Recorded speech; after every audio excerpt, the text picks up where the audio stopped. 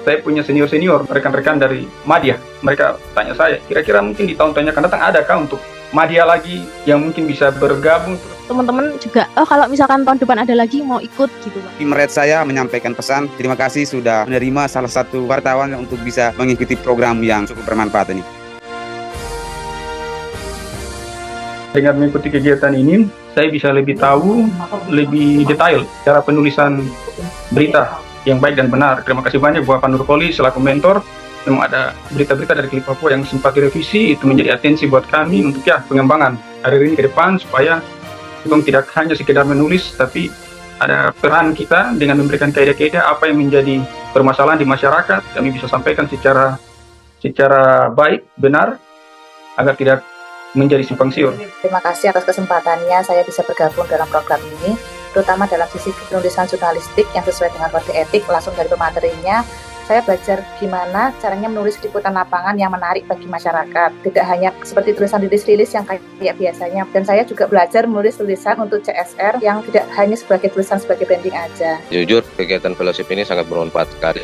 Sangat jarang pelatihan-pelatihan seperti ini didapatkan sama teman-teman jurnalis, khususnya mungkin di wilayah Sulawesi Tengah. Terkait kode etik jurnalistik, entah kenapa ini selama mengikuti fellowship saya bersinggungan dengan beberapa protes narasumber dan sebagainya, terus harus proses persuasif dan sebagainya, ya kayak takbir ya Pak, habis dapat materi langsung dipraktekkan dan benar-benar sangat membantu.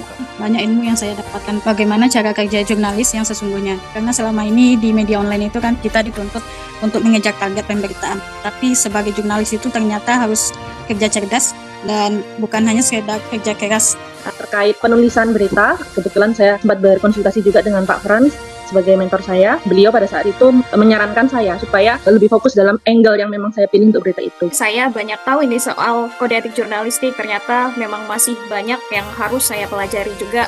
Saya jadi lebih paham terkait dengan CSR seperti apa seharusnya penerapannya. Selama mengikuti pelatihan ini, saya jadi mendapat insight tentang apa itu CSR. Awalnya tuh kayak tahu tentang ini tuh hanya kegiatan sosial perusahaan, tapi ternyata cakupannya jauh lebih luas, pemberdayaan masyarakat, pelestarian lingkungan, pendidikan, sampai kesehatan. Jadi saya lebih paham tentang peran media itu bisa mendorong perusahaan menjalankan tanggung jawab sosialnya secara lebih nyata. Saya juga terima kasih sama Pak Nurkoli, Pak Jamal atas ilmu dan panduannya yang diberikan selama pelatihan ini. Menjadi bekal penting bagi saya sebagai wartawan untuk menulis liputan yang lebih baik lagi ke depannya.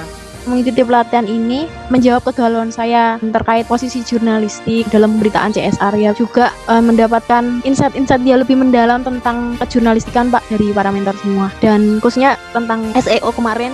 Dari pelatihan ini saya mendapatkan inspirasi kalau ke depan saya malah ingin mendalami dunia CSR ini. Saya sebagai jurnalis, siapa tahu ke depannya saya bisa menyampaikan pesan-pesan, ya mungkin pesan-pesan istilahnya cinta dari perusahaan ke masyarakat mengenai program-program mereka yang mendukung kegiatan di masyarakat Pak juga.